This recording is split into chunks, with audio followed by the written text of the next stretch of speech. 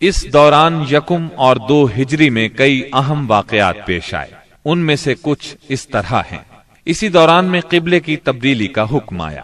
مکہ مکرمہ سے ہجرت کر کے مدینہ منورہ آنے کے بعد 16 یا 17 ماہ تک مسلمان بیت المقدس کی طرف رخ کر کے نماز پڑھتے رہے۔ اب حکم آیا کہ خانہ کعبہ یعنی مسجد الحرام کی طرف منہ کر کے نماز ادا کی جائے۔ اسی سال میں رمضان المبارک کے روزے رکھنے اور زکوٰۃ ادا کرنے کے احکام نازل ہوئے۔ پھر عیدین کی نماز اور صدقۃ الفطر کا حکم دیا گیا۔ اسی سال میں پہلی عید الفطر اور پہلی عید الاضحیٰ پڑھی گئی۔ اسی سال نبی کریم صلی اللہ علیہ وسلم نے اپنی پیاری بیٹی سیدہ فاطمہ رضی اللہ عنہا کی شادی سیدنا علی رضی اللہ عنہ سے کی۔ سب سے بڑھ کر یہ کہ اسی سال میں مسلمانوں پر حکم الہی سے جہاد فرض کیا گیا اور مسلمانوں کو اپنے دفاع کا حق دیا گیا۔ مکہ معظمہ میں صرف تبلیغ کا حکم تھا، اب اپنے تحفظ میں تلوار اٹھانے کا حکم آ گیا۔ چنانچہ سریوں اور غزوات کا آغاز ہوا۔ جن جنگوں میں آپ نے کسی صحابی کو امیر لشکر بنا کر بھیجا وہ سریہ کہلاتی ہے، اور جن جنگی مارکوں میں آپ خود امیر لشکر ہوئے وہ غزوہ کہلاتے ہیں۔ تاریخ اسلام میں غزوات کی تعداد 21 سے لے کر 27 تک بیان کی جاتی ہے، جبکہ سریوں کی تعداد اس سے کہیں زیادہ ہے۔ اس سال کے دوران کئی غزوات ہوئے، لیکن سب سے مشہور غزوہ بدر ہے۔ نبی کریم صلی اللہ علیہ وسلم جب ہجرت کر کے مدینہ منورہ پہنچے تو ان دنوں مدینے میں ایک نہایت دولت مند اور با اثر شخص عبداللہ بن ابی تھا۔ ہجرت سے پہلے انصار میں اس کا بہت اثر و رسوخ تھا۔ انصار اسے اپنا سردار بنانے والے تھے، بلکہ اس کی تاج پوشی کے لیے ایک تاج بنوا لیا گیا تھا۔ اسی دوران میں آپ صلی اللہ علیہ وسلم ہجرت کر کے مدینہ پہنچے اور انصار کے دونوں قبائل نے آپ کے ہاتھ پر بیعت کر لی، اور میثاق مدینہ کے ذریعے سے یہودیوں نے بھی آپ کی قیادت کو تسلیم کر لیا۔ اس سے عبداللہ بن ابی کی سرداری کے منصوبے دھرے کے دھرے رہ گئے۔ اس بنا پر اس نے آپ کی مخالفت پر کمر باندھ لی۔ ادھر مشرکین مکہ جو اسلام، مسلمانوں اور رسول اللہ صلی اللہ علیہ وسلم کی دشمنی میں جل بھن رہے تھے، انہوں نے عبداللہ بن ابی کو ایک دھمکی آمیز خط تحریر کیا۔ اس خط میں انہوں نے 2 ٹوک الفاظ میں لکھا: آپ لوگوں نے ہمارے صاحب کو پناہ دے رکھی ہے، اس لیے ہم اللہ کی قسم کھا کر کہتے ہیں یا تو آپ لوگ اس سے لڑائی کریں یا اسے نکال دیں، یا پھر ہم اپنی پوری جمعیت کے ساتھ آپ لوگوں پر چڑھائی کر کے آپ کے سارے جنگجوؤں کو قتل کر دیں گے اور آپ کی عورتوں کی حرمت پامال کر دیں گے۔ جب یہ خط عبداللہ بن ابی اور اس کے ساتھیوں کو ملا تو وہ رسول اللہ صلی اللہ علیہ وسلم سے جنگ کے لیے تیار ہو گئے۔ نبی اکرم صلی اللہ علیہ وسلم کو اس کی خبر ہوئی تو آپ ان کے پاس تشریف لے گئے اور فرمایا: قریش کی دھمکی تم لوگوں پر بہت گہرا اثر کر گئی ہے۔ تم خود اپنے آپ کو جتنا نقصان پہنچا دینا چاہتے ہو، قریش تمہیں اس سے زیادہ نقصان نہیں پہنچا سکتے۔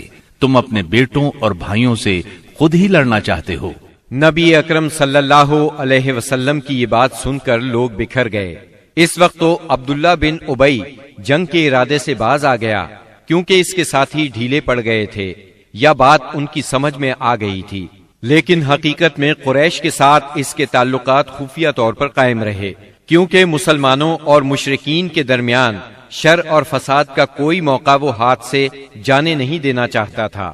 پھر اس نے اپنے ساتھ یہود کو بھی ملا رکھا تھا تاکہ اس معاملے میں ان سے بھی مدد حاصل کرے، لیکن وہ تو نبی صلی اللہ علیہ وسلم کی حکمت تھی جو رہ رہ کر شر و فساد کی آگ کو بجھا دیتی تھی۔ مسلمانوں کی ہجرت اور مدینے میں ان کی کامیابی سے کفار مکہ بہت تل ملا رہے تھے اور مدینے پر چڑھائی کے بہانے ڈھونڈ رہے تھے۔ رسول اللہ صلی اللہ علیہ وسلم کے بڑھتے ہوئے اقتدار اور اسلام کی اشاعت نے مکہ میں ابو جہل اور ابو سفیان کو سخت بے چین کر دیا تھا۔ یہی کیفیت مدینے میں عبداللہ بن ابی کی تھی۔ اس نے قریش کے حوصلے بڑھائے اور انہیں یقین دہانی کرائی کہ اگر تم نے مدینے پر دھاوا بولا تو یہودی تمہارا ساتھ دیں گے۔ مسلمان جب سے مدینہ آئے تھے خطرات بڑھتے جا رہے تھے اور ان کے سروں پر منڈلا رہے تھے۔ یہی وجہ تھی کہ مسلمانوں نے راتوں کو جاگ جاگ کر مدینے کا پہرا دیا۔ ادھر قریش نے مدینے کو تباہ و برباد کرنے کا ارادہ کر لیا۔ اس غرض کے لیے انہوں نے کئی قبائل کو اپنا ہم نوا بنا لیا۔ چنانچہ جب نبی صلی اللہ علیہ وسلم کو خبر ہوئی تو آپ نے دو تدابیر اختیار کی۔ پہلی یہ کہ قریش کی شامی تجارت بند کر دی جائے تاکہ وہ مجبور ہو کر مدینے پر حملہ آور ہونے کا ارادہ ترک کر دیں۔ دوسرے یہ کہ مدینے کے آس پاس کے قبیلوں سے امن و امان کا معاہدہ کیا جائے تاکہ قریش جنگ مسلط کریں تو انہیں غیر جانبدار رکھا جا سکے۔ جب اللہ تعالی کی طرف سے جہاد اور قتال کی اجازت دی گئی تو رسول اللہ صلی اللہ علیہ وسلم نے کئی ایک سرایہ بھیجے اور غزوات میں حصہ لیا۔ ان کی مختصر تفصیل کچھ یوں ہے۔ اس سلسلے میں پہلا سریہ جو رسول اللہ صلی اللہ علیہ وسلم نے بھیجا وہ سریہ سیف البحر کہلاتا ہے۔ اسے آپ نے رمضان یکم ہجری بمطابق مارچ 623 عیسوی میں بھیجا اور اپنے چچا سیدنا حمزہ بن عبد المطلب رضی اللہ عنہ کو اس سریے کا امیر بنایا اور 30 مہاجرین کو ان کے زیر کمان شام سے آنے والے ایک قریشی قافلے کا پتہ لگانے کے لیے روانہ فرمایا۔ اس قافلے میں 300 آدمی تھے جن میں ابو جہل بھی تھا۔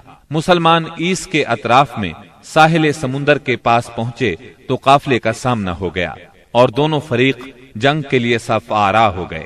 قریب تھا کہ جنگ ہو جاتی لیکن قبیلہ جوہینہ کے سردار نے بیچ بچاؤ کرا دیا۔ دونوں فریق واپس چلے گئے۔ یہ اسلامی تاریخ کا پہلا سریہ اور پہلا فوجی عمل تھا۔ اس کا جھنڈا سفید تھا اور یہ اسلامی تاریخ کا پہلا جھنڈا تھا۔ اس کے علم بردار سیدنا ابو مرصد کناز بن حسین غنوی رضی اللہ عنہ تھے۔ اس کے بعد پے در پے سریے روانہ کیے گئے۔ چنانچہ شوال یکم ہجری میں سیدنا عبیدہ بن حارث رضی اللہ عنہ کو 60 مہاجرین کے ساتھ بطن رابغ کی وادی میں بھیجا گیا۔ وہاں ابو سفیان سے سامنا ہوا جو 200 آدمیوں کے ساتھ تھا۔ دونوں طرف سے تیر چلے لیکن جنگ نہ ہوئی۔ پھر ذی قعد یکم ہجری میں سیدنا سعد بن ابی وقاص رضی اللہ عنہ کو 20 مہاجرین کے ساتھ خرار کی طرف بھیجا گیا جو کہ جوفا کے قریب ایک مقام ہے، لیکن ان کا کسی سے سامنا نہ ہوا۔ اس کے بعد سفر 2 ہجری میں 70 مہاجرین کے ساتھ رسول اللہ صلی اللہ علیہ وسلم خود نکلے اور ابوا یا ودان تشریف لے گئے۔ مہم کا مقصد قریش کے ایک قافلے کی راہ روکنا تھا لیکن کسی سے سامنا نہ ہوا۔ یہ پہلی مہم تھی جس میں رسول اللہ صلی اللہ علیہ وسلم بذات خود نکلے۔ اس کے بعد ربیع الاول 2 ہجری میں رسول اللہ صلی اللہ علیہ وسلم 200 صحابہ کے ساتھ روانہ ہوئے۔ مقصود قریش کا قافلہ تھا جس میں امیہ بن خلف سمیت قریش کے 100 آدمی اور 2500 اونٹ تھے۔ آپ رضوہ کے اطراف میں مقام بوات تک تشریف لے گئے لیکن کسی سے سامنا نہ ہوا۔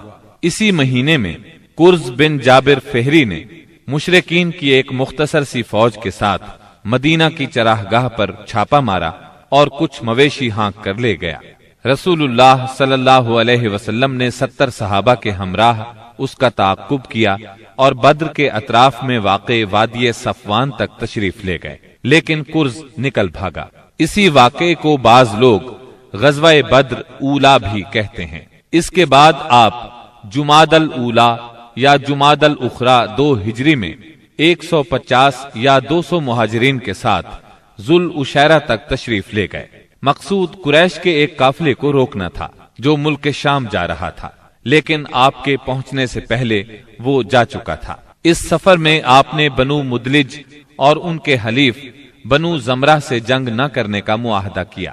پھر رجب 2 ہجری میں نبی اکرم صلی اللہ علیہ وسلم نے سیدنا عبداللہ بن جہش اسدی رضی اللہ عنہ کو 12 مہاجرین کے ساتھ مکہ اور طائف کے درمیان ایک مقام نخلا کی طرف روانہ کیا۔ مقصد یہ تھا کہ وہ قریش کے ایک قافلے کی خبر لائیں، مگر ان لوگوں نے قافلے پر حملہ کر کے عمرو بن حضرمی کو قتل اور عبداللہ بن مغیرہ کے بیٹے عثمان اور مغیرہ کے غلام حکیم بن کیسان کو قید کر لیا اور قافلے کو ہانک لائے۔ ان کے ایسا کرنے پر آپ ان سے ناراض ہوئے، چنانچہ قیدیوں کو چھوڑ دیا گیا اور مقتول کا خون بہا ادا کیا گیا۔ یہ واقعہ رجب کی آخری تاریخ کو پیش آیا تھا، اس لیے مشرکین نے شور مچایا کہ مسلمانوں نے حرام مہینے کی حرمت پامال کر ڈالی۔ اس پر سورہ بقرہ کی آیت 217 نازل ہوئی۔ لوگ آپ سے حرام مہینے میں لڑائی کے بارے میں پوچھتے ہیں، آپ کہہ دیجئے اس میں جنگ کرنا بڑا گناہ ہے، اور اللہ کی راہ سے روکنا اور اس کے ساتھ کفر کرنا، مسجد حرام سے روکنا اور اس کے باشندوں کو وہاں سے نکالنا، یہ سب اللہ کے نزدیک اور زیادہ بڑا جرم ہے اور فتنہ قتل سے بڑھ کر ہے۔ یہ تھی جنگی نقل و حرکت جو مدینہ منورہ اور اس کے اطراف کے امن کی حفاظت کے لیے نبی صلی اللہ علیہ وسلم اور مسلمانوں نے قائم کر رکھی تھی۔ اس سے قریش کو یہ بتلانا بھی مقصود تھا کہ اگر وہ اپنے شر سے باز نہ آئے تو انجام برا ہوگا، لیکن وہ اپنی خودسری اور تکبر میں بڑھتے ہی چلے گئے۔ چنانچہ بدر کے میدان میں انہوں نے اس کی سزا پا لی اور جزا بہرحال گھاٹے ہی کی تھی۔ 17 رمضان 2 ہجری کو غزوہ بدر ہوا۔ یہ قریش اور مسلمانوں کے درمیان پہلا فیصلہ کن معرکہ تھا۔ اس کا سبب یہ ہوا کہ رسول اللہ صلی اللہ علیہ وسلم جس قافلے کے لیے ذوالعشیرہ تک تشریف لے گئے تھے اور وہ بچ کر شام چلا گیا تھا، آپ صلی اللہ علیہ وسلم اس کی طاق میں تھے اور اس کی خبر لانے کے لیے آپ نے شام کے مقام ہورا تک طلحہ بن عبید اللہ اور سعید بن زید رضی اللہ عنہما کو بھیجا۔ چنانچہ جیسے ہی یہ قافلہ وہاں سے گزرا، انہوں نے فوراً مدینہ منورہ خبر پہنچائی۔ اس قافلے میں اہل مکہ کی بڑی دولت تھی، یعنی 1000 اونٹ جن پر کم از کم 262 کلو سونے کی مالیت کا سامان تھا، اور اس کی حفاظت کے لیے صرف 40 آدمی تھے۔ خبر ملتے ہی رسول اللہ صلی اللہ علیہ وسلم نے صحابہ کرام رضی اللہ عنہم کو نکلنے کی دعوت دی، تاہم نکلنا ضروری نہیں قرار دیا۔ چنانچہ اس دعوت پر 313، 314 یا 317 صحابہ نے لبیک کہا۔ ان میں 82 یا 83 یا پھر 86 مہاجرین تھے اور بقیہ انصار، اور پھر انصار میں سے 61 قبیلہ اوس سے تھے اور 170 قبیلہ خزرج سے تھے۔ انہوں نے مکمل تیاری بھی نہیں کی تھی۔ سواری میں صرف 2 گھوڑے، ایک سیدنا زبیر بن عوام اور دوسرا سیدنا مقداد بن اسود کندی کے پاس تھا، اور 70 اونٹ تھے۔ 8 یا 12 رمضان المبارک 2 ہجری کو یہ مختصر فوج لے کر رسول اللہ صلی اللہ علیہ وسلم مدینہ منورہ سے نکلے تو بدر منزل مقصود تھی۔ یہ مدینہ منورہ کے جنوب مغرب میں 155 کلومیٹر کے فاصلے پر واقع ہے۔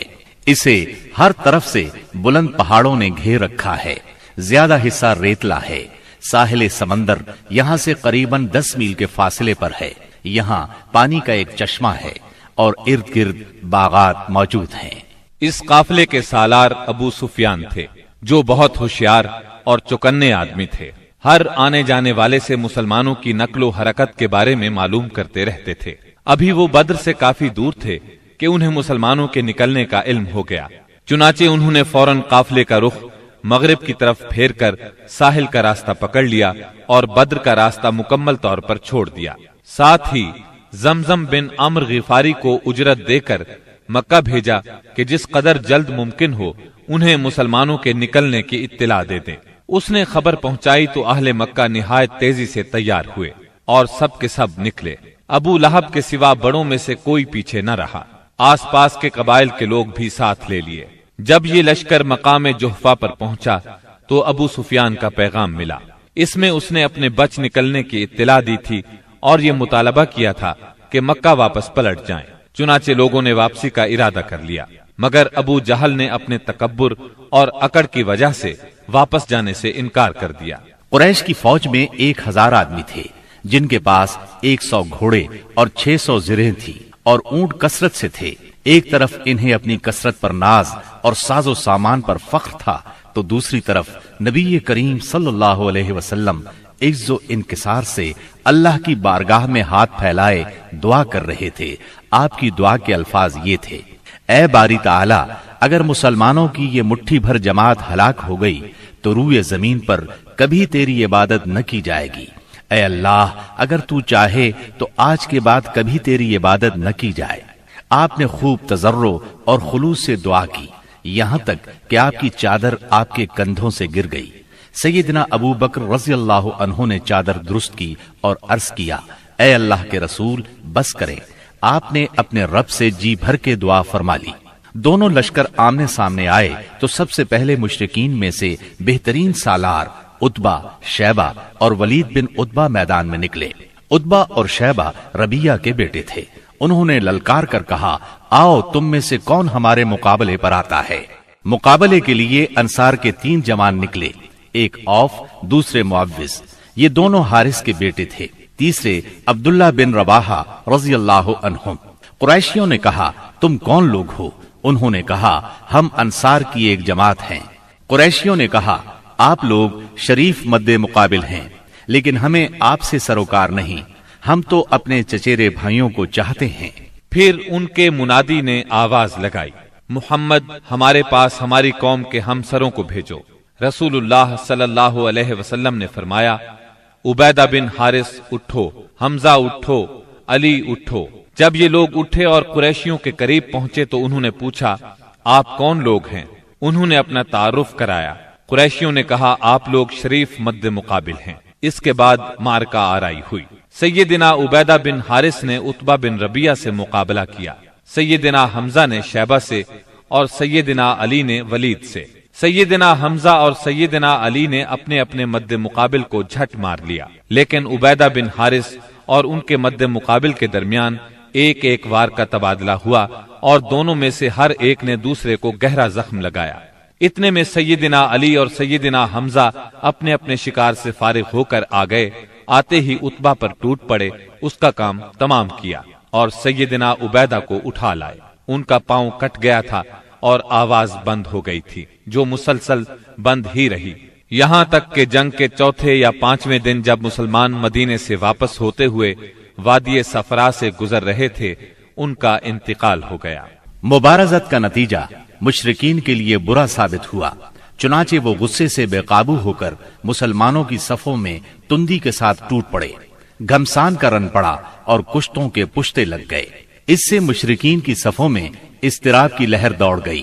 طاغوت اکبر ابو جہل ملعون نے اپنی صفوں میں اضطراب کی ابتدائی لہر دیکھی تو چاہا کہ اس سیلاب کے سامنے ڈٹ جائے، چنانچہ وہ اپنے لشکر کو للکارتا ہوا تکبر کے ساتھ کہنے لگا، لات و عزا کی قسم، ہم اس وقت تک واپس نہیں ہوں گے جب تک انہیں رسیوں میں نہ جکڑ لیں۔ دیکھو تمہارا کوئی آدمی ان کے کسی آدمی کو قتل نہ کرے، بلکہ انہیں پکڑو اور گرفتار کرو تاکہ ہم ان کو اس حرکت کا مزہ چکھائیں۔ لیکن اسے اس غرور کی حقیقت کا بہت جلد پتہ لگ گیا، کیونکہ چند ہی لمحے بعد مسلمانوں کے حملے کی تندی کے سامنے مشرکین کی صفیں پھٹنا شروع ہو گئیں۔ البتہ ابو جہل اب بھی اپنے گرد مشرکین کا ایک غول لیے جمع ہوا تھا۔ اس غول نے ابو جہل کے چاروں طرف تلواروں کی باڑھ اور نیزوں کا ایک جنگل قائم کر رکھا تھا، لیکن غیرت مند مسلمانوں کے اسلامی ہجوم کی آندھی نے اس باڑھ کو بھی بکھیر دیا اور اس جنگل کو بھی اکھیڑ دیا۔ اس کے بعد یہ طاغوت اکبر دکھائی پڑا۔ مسلمانوں نے دیکھا کہ وہ ایک گھوڑے پر چکر کاٹ رہا ہے، ادھر اس کی موت 2 انصاری جوانوں کے ہاتھوں اس کا خون چوسنے کی منتظر تھی۔ طاغوت اکبر ابو جہل کے قتل کا عبرتناک واقعہ بیان کرتے ہوئے عبد الرحمن بن عوف رضی اللہ عنہ فرماتے ہیں کہ میں جنگ بدر کے روز صف کے اندر تھا کہ اچانک مڑا تو کیا دیکھتا ہوں کہ دائیں بائیں 2 نوعمر جوان ہیں۔ گویا ان کی موجودگی سے میں حیران ہو گیا کہ اتنے میں ایک نے اپنے ساتھی سے چھپا کر مجھ سے کہا، چچا جان مجھے ابو جہل کو دکھلا دیجیے۔ میں نے کہا، بھتیجے تم اسے کیا کرو گے؟ اس نے کہا، مجھے بتایا گیا ہے کہ وہ رسول اللہ صلی اللہ علیہ وسلم کو گالی دیتا ہے۔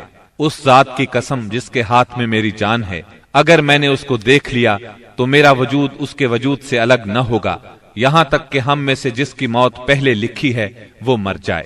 وہ کہتے ہیں مجھے اس پر تعجب ہوا۔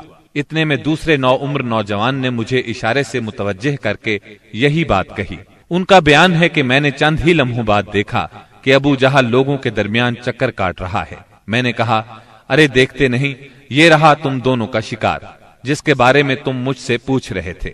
فرماتے ہیں کہ یہ سنتے ہی وہ دونوں شاہین اپنی تلواریں لیے جھپٹ پڑے اور اسے مار کر قتل کر دیا۔ پھر پلٹ کر رسول اللہ صلی اللہ علیہ وسلم کے پاس آئے۔ آپ نے فرمایا تم میں سے کس نے قتل کیا ہے؟ دونوں نے کہا میں نے قتل کیا ہے۔ آپ نے دونوں کی تلواریں دیکھیں اور فرمایا تم دونوں نے قتل کیا ہے، البتہ ابو جہل کا سامان معاذ بن عمرو بن جموح کو دیا۔ دونوں حملہ آوروں کا نام معاذ بن عمرو بن جموح اور معاذ بن افرا ہے۔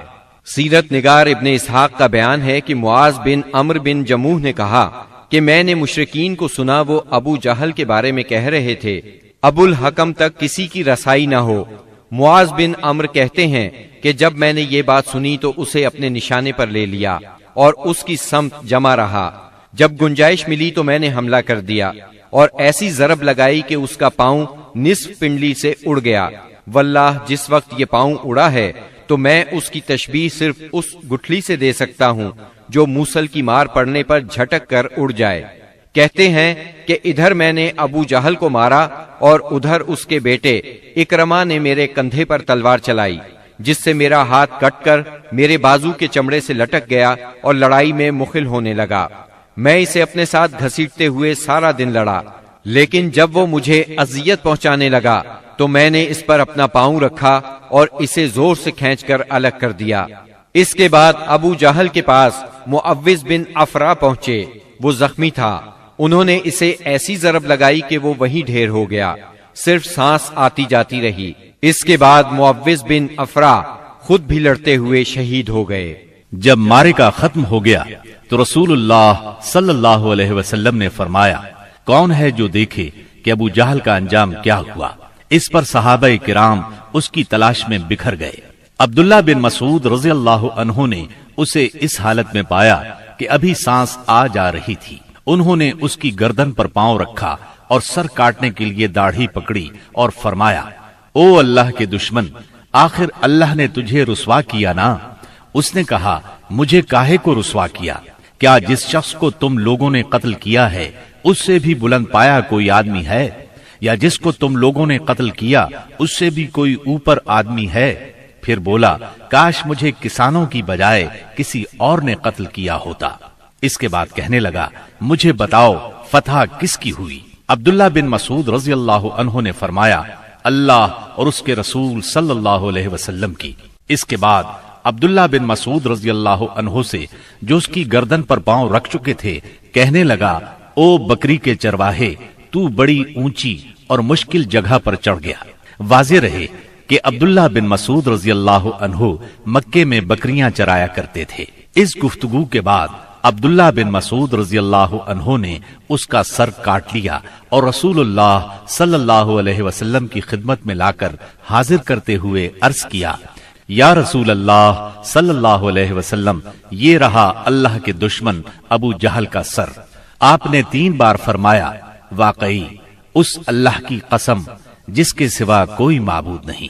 اس کے بعد فرمایا اللہ اکبر، الحمد للہ الذی صدق وعدہ ونصر عبدہ وہزم الاحزاب وحدہ۔ اللہ اکبر، تمام حمد اللہ کے لیے ہے جس نے اپنا وعدہ سچ کر دکھایا، اپنے بندے کی مدد فرمائی اور تنہا سارے گروہوں کو شکست دی۔ پھر فرمایا چلو مجھے اس کی لاش دکھاؤ۔ جب آپ صلی اللہ علیہ وسلم کو لاش دکھائی گئی تو آپ نے فرمایا یہ اس امت کا فرعون ہے۔ معاذ بن عمرو اور معوذ بن افرا کے ایمان افروز کارناموں کا ذکر ہو چکا ہے۔ حقیقت یہ ہے کہ اس معرکے میں قدم قدم پر ایمان کے ایسے تابناک نقوش پیش آئے جن میں عقیدت کی قوت اور اصول کی پختگی نمایاں اور جلوگر تھی۔ اس معرکے میں باپ اور بیٹے میں، بھائی اور بھائی میں صف آرائی ہوئی، اصولوں کے اختلاف پر تلواریں بے نیام ہوئیں اور مظلوم و مقہور نے ظالم و قاہر سے ٹکرا کر اپنے غصے کی آگ بجھائی۔ ابن عباس رضی اللہ عنہ سے روایت ہے کہ نبی صلی اللہ علیہ وسلم نے صحابہ کرام سے فرمایا مجھے معلوم ہے کہ بنو ہاشم وغیرہ کے کچھ لوگ زبردستی میدان جنگ میں لائے گئے ہیں، انہیں ہماری جنگ سے کوئی سروکار نہیں ہے، لہٰذا بنو ہاشم کا کوئی آدمی کسی کی زد میں آ جائے تو وہ قتل نہ کرے، اور ابو البختری بن ہشام کسی کی زد میں آ جائے تو وہ اسے قتل نہ کرے، اور عباس بن عبد المطلب کسی کی زد میں آ جائے تو وہ بھی انہیں قتل نہ کرے، کیونکہ وہ بالجبر لائے گئے ہیں۔ اس پر عتبہ کے صاحبزادے ابو حذیفہ رضی اللہ عنہ نے کہا، کیا ہم اپنے باپ بیٹوں، بھائیوں اور کنبے قبیلے کے لوگوں کو قتل کریں گے اور عباس کو چھوڑ دیں گے؟ اللہ کی قسم، اگر اس سے میری مٹ بھیڑ ہو گئی تو میں اسے تلوار کی لگام پہنا دوں گا۔ یہ خبر رسول اللہ صلی اللہ علیہ وسلم کو پہنچی تو آپ نے عمر بن خطاب رضی اللہ عنہ سے فرمایا، کیا رسول اللہ صلی اللہ علیہ وسلم کے چچا کے چہرے پر تلوار ماری جائے گی؟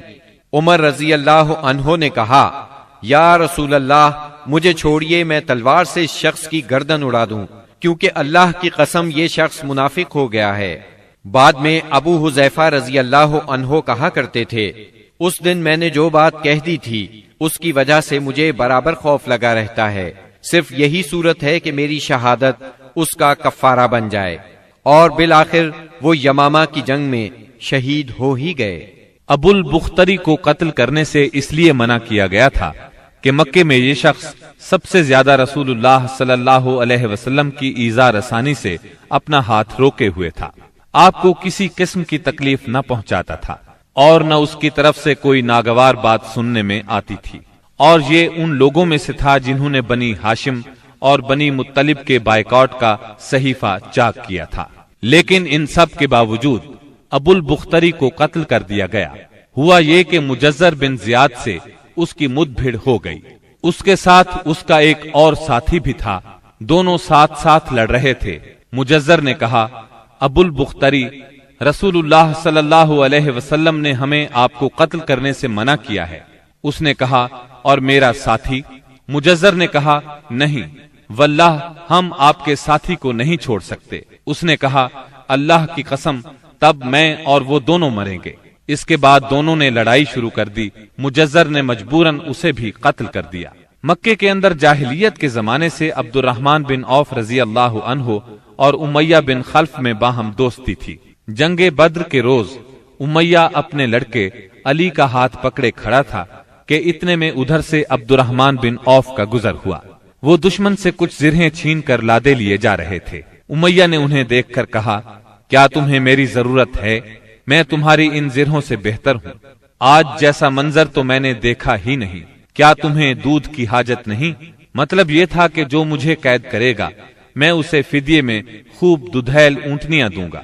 یہ سن کر عبد الرحمن بن عوف رضی اللہ عنہ نے زرہیں پھینک دی اور دونوں کو گرفتار کر کے آگے بڑھے۔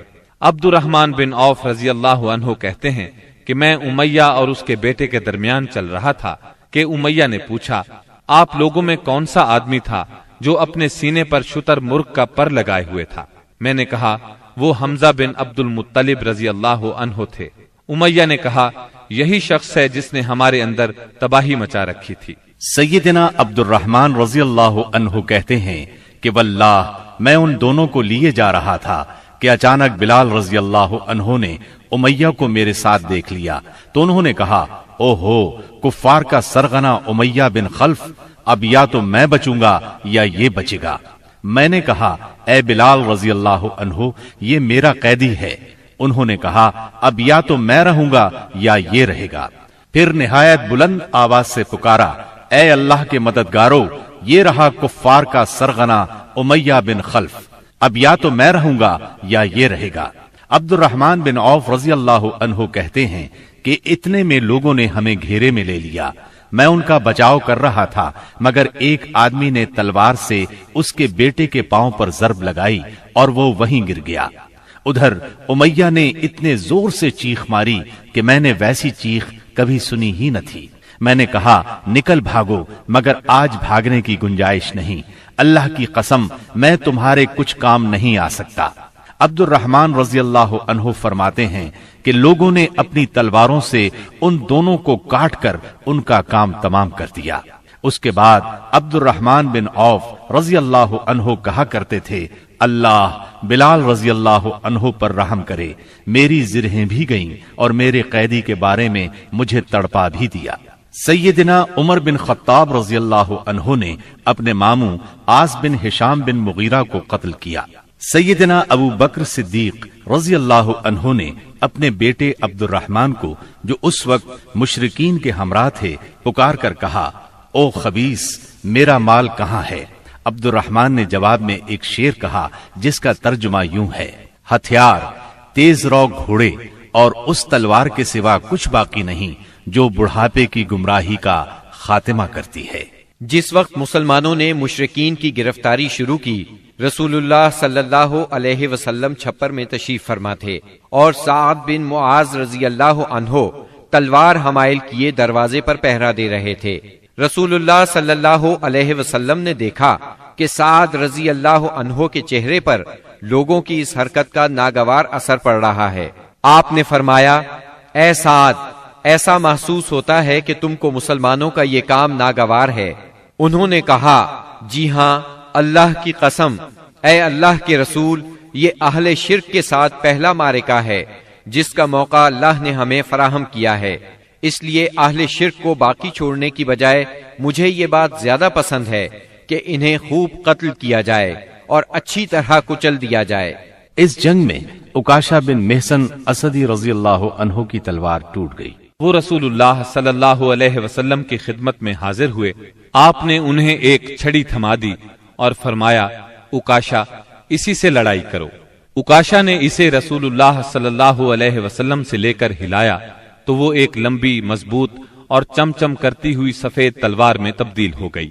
پھر انہوں نے اسی سے لڑائی کی یہاں تک کہ اللہ نے مسلمانوں کو فتح نصیب فرمائی۔ اس تلوار کا نام اون یعنی مدد رکھا گیا تھا۔ یہ تلوار مستقلاً عکاشہ رضی اللہ عنہ کے پاس رہی اور وہ اسی کو لڑائیوں میں استعمال کرتے رہے، یہاں تک کہ دور صدیقی میں مرتدین کے خلاف جنگ کرتے ہوئے شہید ہو گئے۔ اس وقت بھی یہ تلوار ان کے پاس ہی تھی۔ خاتمہ جنگ کے بعد مصعب بن عمیر ابدری رضی اللہ عنہ اپنے بھائی ابو عزیز عمیر ابدری کے پاس سے گزرے۔ ابو عزیز نے مسلمانوں کے خلاف جنگ لڑی تھی اور اس وقت ایک انصاری صحابی اس کا ہاتھ باندھ رہے تھے۔ مصعب نے اس انصاری سے کہا، اس شخص کے ذریعے اپنے ہاتھ مضبوط کرنا، اس کی ماں بڑی مالدار ہے، وہ غالباً تمہیں اچھا فدیہ دے گی۔ اس پر ابو عزیز نے اپنے بھائی مصعب رضی اللہ عنہ سے کہا، کیا میرے بارے میں تمہاری یہی وصیت ہے؟ مصعب رضی اللہ عنہ نے فرمایا، ہاں، تمہاری بجائے یہ انصاری میرا بھائی ہے۔ جب مشرکین کی لاشوں کو کنویں میں ڈالنے کا حکم دیا گیا اور عتبہ بن ربیعہ کو کنویں کی طرف گھسیٹ کر لے جایا جانے لگا تو رسول اللہ صلی اللہ علیہ وسلم نے اس کے صاحبزادے ابو حذیفہ رضی اللہ عنہ کے چہرے پر نظر ڈالی، دیکھا تو غمزدہ تھے، چہرہ بدلا ہوا تھا۔ آپ صلی اللہ علیہ وسلم نے فرمایا، ابو حذیفہ، غالباً اپنے والد کے سلسلے میں تمہارے دل کے اندر کچھ احساسات ہیں۔ انہوں نے کہا، نہیں واللہ یا رسول اللہ، میرے اندر میرے باپ کے بارے میں اور ان کے قتل کے بارے میں ذرا بھی لرزش نہیں، البتہ میں اپنے باپ کے متعلق جانتا تھا کہ ان میں سوجھ بوجھ ہے، دور اندیشی اور فضل و کمال ہے، اس لیے میں آس لگائے بیٹھا تھا کہ یہ خوبیاں انہیں اسلام تک پہنچا دیں گی، لیکن اب ان کا انجام دیکھ کر اور اپنی توقع کے خلاف کفر پر ان کا خاتمہ دیکھ کر مجھے افسوس ہے۔ اس پر رسول اللہ صلی اللہ علیہ وسلم نے سیدنا ابو حذیفہ رضی اللہ عنہ کے حق میں دعائے خیر فرمائی اور ان سے بھلی بات کہی۔ آخر کار اسلام نے کفر پر فتح پائی۔ اس غزوہ بدر میں قریش کا سردار ابو جہل بھی مارا گیا۔ یہ وہی ابو جہل تھا جس نے نبی کریم صلی اللہ علیہ وسلم اور مسلمانوں پر ظلم و ستم کے پہاڑ توڑے تھے۔ 70 کافر موت کے گھاٹ اترے، 70 ہی گرفتار ہوئے، باقی دم دبا کر بھاگ نکلے۔ مسلمانوں میں صرف 14 شہید ہوئے، ان میں 6 مہاجر اور 8 انصاری تھے۔ اس جنگ نے اسلام کے دشمنوں کی طاقت کا جنازہ نکال دیا، ان کا بھرم کھل گیا اور ان کا غرور خاک میں مل گیا۔ جب رسول اللہ صلی اللہ علیہ وسلم مدینہ پہنچ چکے تو آپ نے قیدیوں کے بارے میں مشورہ کیا۔ سیدنا ابو بکر نے فدیہ لینے کی رائے دی، جبکہ سیدنا عمر کی رائے یہ تھی کہ انہیں قتل کر دیا جائے۔ انہوں نے فرمایا، میرا قریبی میرے حوالے کریں اور میں اسے قتل کروں۔ عقیل بن ابی طالب سیدنا علی کے حوالے کریں، وہ اس کی گردن کو اڑائیں۔ یہاں تک کہ اللہ کو معلوم ہو جائے کہ ہمارے دلوں میں مشرکین کے لیے کوئی نرم گوشہ نہیں ہے، اور یہ حضرات مشرکین کے ائمہ اور قائدین ہیں۔ رسول اللہ صلی اللہ علیہ وسلم نے فدیہ لینا طے کیا۔ یہ فدیہ 4000 سے 3000 اور کم از کم 1000 درہم تک تھا، اور ان میں سے جو لکھنا پڑھنا جانتے تھے ان کا فدیہ یہ قرار دیا گیا کہ وہ 10 بچوں کو لکھنا پڑھنا سکھا دیں۔ غزوہ بدر میں قریش کے 70 آدمی مارے گئے، ان میں عتبہ اور ابو جہل جیسے رئیس شامل تھے۔